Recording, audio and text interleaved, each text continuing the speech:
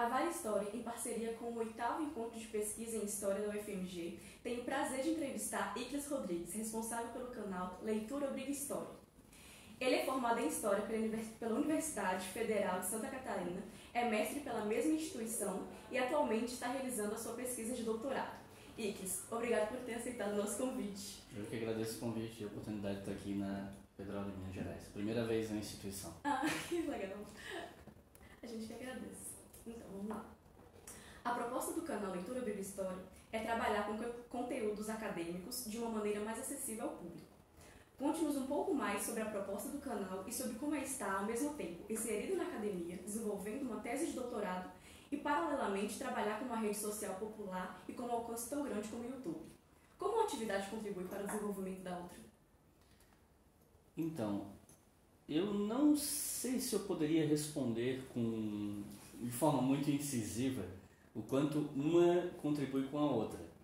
Agora, eu posso afirmar categoricamente que tanto a pesquisa do doutorado me ajuda nas pesquisas que acabam resultando em roteiros depois. Agora, o canal em relação à tese, eu não sei dizer se ele teria um grande impacto, mas ele ajuda no desenvolvimento da articulação, da fala, de apresentação e concatenação de ideias, que depois acaba contribuindo em apresentações de trabalho, falas públicas. Então, esse contato é interessante. Não é o caso da minha pesquisa, mas creio eu que para algumas pesquisas em particular, esse trabalho na internet também contribui para que você tenha uma espécie de noção a respeito de demandas populares do que se espera de um profissional da área de ciências humanas, especialmente em momentos políticos mais turbulentos como a gente está passando agora. Então eu acho que as principais contribuições seriam essas. Com relação ao que você tinha comentado a respeito do canal ele ser voltado para públicos mais amplos, eu costumo brincar especialmente no Twitter que não dá para salvar todo mundo. E o que eu quero dizer com isso? Soa um pouco arrogante, como se fosse o anjo vingador que vem salvar as pessoas. Não é bem essa veia do que eu comento, mas no sentido de que cada produção, cada canal, cada página do Facebook, cada iniciativa de divulgação científica tem a sua linguagem e um público específico, que pode ser mais amplo ou mais de nicho. E eu penso que está tudo bem. A diversidade de linguagens é importante para que públicos diferentes possam ser contemplados. Às vezes eu recebo certas cobranças em relação à linguagem dos meus vídeos, que ela seria um pouco rebuscada demais e que ela não atingiria todos os públicos. Eu penso que isso não é um problema. Se a proposta do meu canal fosse chegar a todo mundo, para começo de conversa, os meus vídeos não teriam um viés acadêmico, como alguns deles têm. Eu não estaria fazendo um vídeo sobre o conceito de regimes de historicidade se eu quisesse chegar a todo mundo. Eu estaria fazendo um vídeo sobre curiosidades históricas e relacionando com política. Então, eu fiz uma escolha que não foi consciente desde o começo, eu não comecei assim. Mas com o passar do tempo eu percebi que eu quero chegar a públicos mais amplos, mas eu tenho limites, eu não vou conseguir chegar a todo mundo. E eu acho que o importante é estar consciente disso, aceitar que está tudo bem, não chegar a todo mundo, e fazer o melhor possível para aquele seu público-alvo, que no meu caso, se eu tivesse que dizer qual que eu acho que é o meu público-alvo, baseado no que eu observo das reações do público, eu diria que são principalmente pessoas que têm interesse em história para além daquela história anedótica, episódica, de histórias curiosas, um público que poderia muito bem se interessar em cursar história, ou gente que, eu gosto de história, até faria faculdade, mas eu faço faculdade de outra coisa. Seja por segurança financeira, seja porque é uma outra área que interessa mais, mas aquela pessoa que tem um interesse um pouco mais profundo em história e, inclusive, para entender como quem trabalha com história trabalha. Porque, embora eu não costume fazer muitos vídeos de metodologia, você consegue achar um pouquinho disso ali no canal, um vídeo ou outro. Então, que é uma coisa que normalmente o público mais geral não se interessa. Ele quer ouvir histórias curiosas e coisas que, diga-se de passagem, geram livros que vendem muito nas livrarias, nas prateleiras de história. Então, Acho que é isso. Eu tento chegar a públicos um pouco mais amplos, mas com certos limites. E com relação à conciliação dessas duas coisas, de academia e canal, eu admito que não é fácil, mas eu costumo inclusive dizer que eu comecei de um ponto inicial privilegiado, porque eu já tinha equipamento, por exemplo. Eu já fotografava há alguns anos, então eu já tinha equipamento de iluminação, só faltava lâmpada, já tinha câmera, já tinha tripé, já tinha controle remoto para me focar à distância, já tinha muita coisa que algumas pessoas que querem começar no canal não tem. Então, e eu comecei quando eu estava no mestrado. Eu não costumo ter problemas na elaboração de tese, coisas do tipo, por causa do canal. Quando eu tenho, normalmente diz respeito a outras coisas, até de caráter pessoal, individual, mas eu tenho conseguido conciliar porque eu tento me planejar bastante, eu roteirizo as coisas que eu faço. Então, se eu tenho uma ideia que é um roteiro que eu sei que vai me tomar tempo, eu planejo outros vídeos mais simples que eu posso fazer de forma mais rápida para ocupar esse espaço do caminho, até chegar ao vídeo que eu elaborei durante meses, que normalmente são vídeos mais um pouco mais complexos, seja pela pesquisa que foi feita ou pelo assunto que está sendo abordado. Não é simples, requer muito tempo, e eu sei que dependendo de qual é a sua pesquisa de doutorado, não dá para fazer. A minha pesquisa envolve fontes que eu posso pesquisar de casa, porque eu trabalho com fontes musicais, mas quem precisa, por exemplo, fazer um mergulho muito profundo em um arquivo, com documentação física, por exemplo, isso vai demandar muitos meses de fotografia em arquivo, isso se a pessoa não for lá escrever à mão à moda antiga, né? Então, a minha pesquisa, ela me dá a possibilidade de fazer isso que eu sei que algumas pessoas não poderiam. É difícil, né? Já falei isso acho umas 3 vezes em entrevista, mas eu acho que em alguns casos é possível conciliar. Atualmente, nós estamos vivendo um momento delicado no que se refere à circulação de diversas narrativas sobre determinados temas e fatos históricos. E este não é um fenômeno nacional apenas, é também internacional. Além disso, as ciências humanas e a história, especificamente, têm sido constantemente questionadas por alguns setores sociais. Pensando nesse contexto em que vivemos, de que forma você avalia esse trabalho de democratização do conhecimento produzido nas universidades? O que já foi e o que ainda há a ser feito? Eu vejo com um olhar positivo, porém não muito otimista. Também eu não gosto de vender um discurso fatalista como se a gente tivesse invariavelmente ferrado, mas eu percebo que principalmente do ano passado para cá, muitas iniciativas de história pública e de divulgação científica têm surgido, ou no mínimo, cada vez mais gente interessada em começar. Por um lado, isso é bom.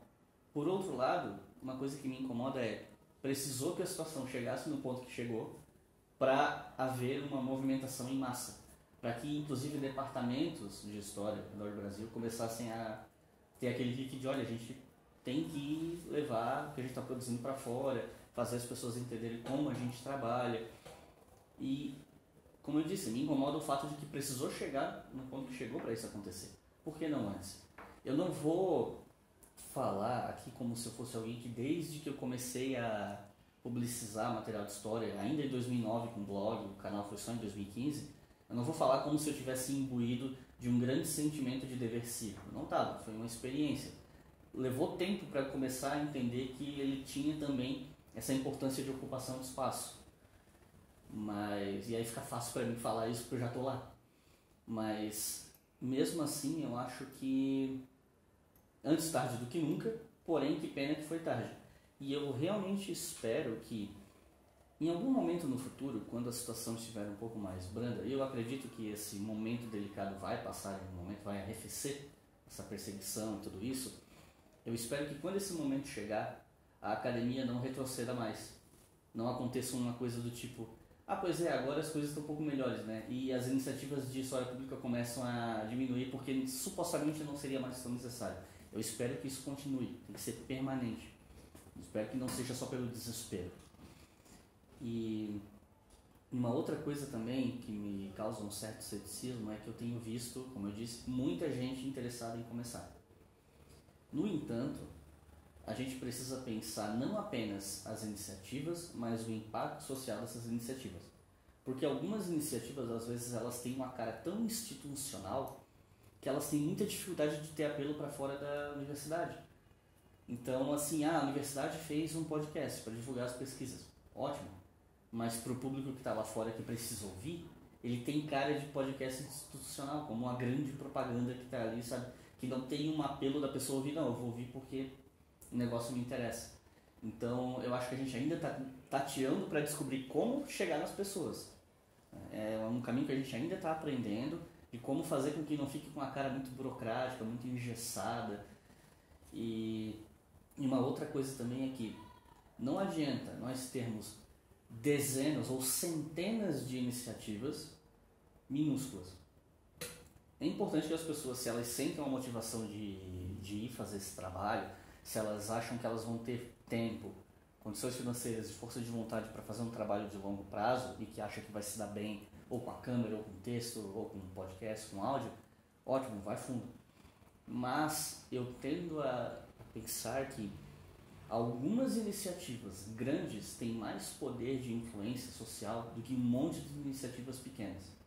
Então eu costumo falar nas falas, que quando me convidam para falar sobre o assunto, que a gente tem que se engajar, toda essa galera que está empolgada com isso tem que se engajar, mas isso não necessariamente significa que elas têm que se engajar como produtoras de conteúdo.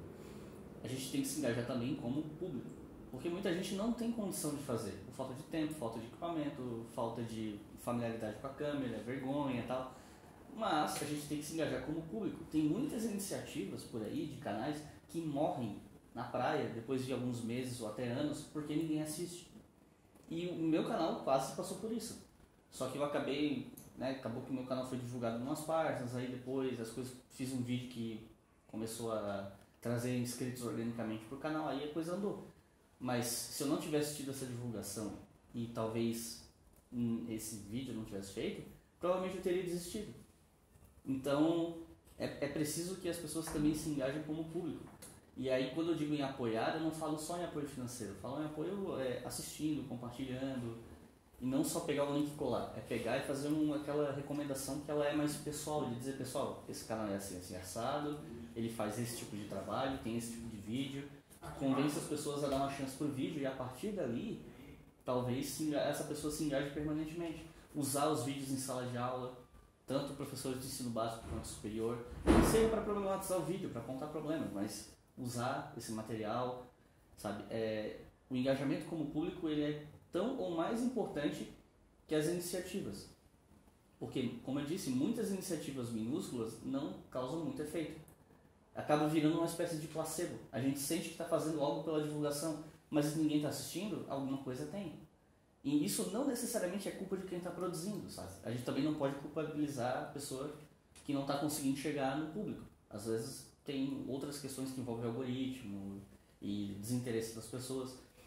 Eu faço vídeos, às vezes, que eu penso, pô, esse vídeo está muito bacana e pouca gente vê. Então, assim, não é necessariamente culpa minha, é que as pessoas não estavam interessadas ou no tema ou algo assim. Mas a gente precisa também de público. Quantos canais gigantes de história a gente tem? Que sejam realmente muito, muito grandes. A gente tem, sei lá, o Nostalgia, que não é um canal de história, faz vídeos mas não é um canal de história. E alguns vídeos, inclusive, são criticados pela galera que é da história, arqueologia, das diversas áreas. A gente tem o Nerdologia, que tem um quadro de história, mas ele é um quadro menos assistido que surgiu depois, um quadro excelente, muito bem feito, mas ainda assim é um nicho, um tipo de linguagem específica. E tem o Se Liga Nessa História, que eu acho que está perto de 1 milhão de inscritos, que tem um viés mais vestibular, aula de ensino médio, que também não é um demérito de jeito nenhum, mas é um público específico. Então a gente tem poucos canais gigantes. Esses canais têm mais poder de encampar narrativas e fazer inclusive grandes defesas da nossa área do que vários canais que são vistos por 30 pessoas. Então eu sempre digo isso para as pessoas, vamos nos engajar com as iniciativas existentes em forma de público e deixemos as iniciativas de produção para quem realmente tem condição de fazer, quem está se sentindo compelido, quem está hoje pensando assim, nossa, eu tenho câmera, eu falo bem no vídeo, eu consigo fazer um vídeo por semana. Deixa essas pessoas produzir. Quem está com essa garra e vai ter tempo. Se você está em dúvida, tudo bem, não precisa fazer, mas apoia quem está fazendo. Assiste, compartilha e se engaja com o público. Iclis, mais uma vez, muito obrigada. Eu que agradeço. E obrigada a você que está nos assistindo. Curta o nosso vídeo, se inscreva no nosso canal e nos siga nas redes sociais. A Vale História está no Twitter e no Facebook. E se te interessar, se inscreva no Leitura Obrigatória.